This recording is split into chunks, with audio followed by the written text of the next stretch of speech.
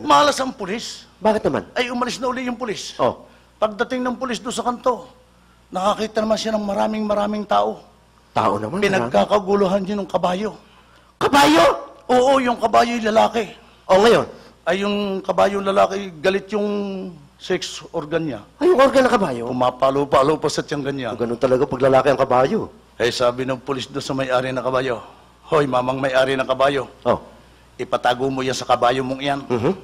Baka makita ng mga turista, masabi pati kabayo dito sa Pilipinas ay bastos. Oo. Pag hindi mo ipinatago yan sa organ ng kabayo, ikukulong kita. Oh, ano ginawa? Ang ginawa ng may-ari ng kabayo, lumapit sa kabayo, binulungan ang kabayo. Binulungan? Oo. Ano binulong? Ewan ko, nung mabulungan ang kabayo, biglang umatras na ganyan sa kabayo. Itinago yung organ niya? Oo. Aba. Sabi ng pulis, nagtaka, aba, anong ibinulong mo sa kabayo at biglang itinago ang kanya? Oh. Sabi nung may-ari ng kabayo, baka po kayo magalit pag sinabi ko kung ano ibinulong ko sa kabayo. Sabi ng pulis, pag hindi mo sinabi ko nung ikinulong mo sa kabayo, ibinulong mo sa kabayo, kita ikukulong. Oh, ngayon? Sabi nung may-ari ng kabayo, sabi ko ho sa kabayo, itago mo yan. Pag hindi mo itinago, yan ay sisip-sipin ng pulis.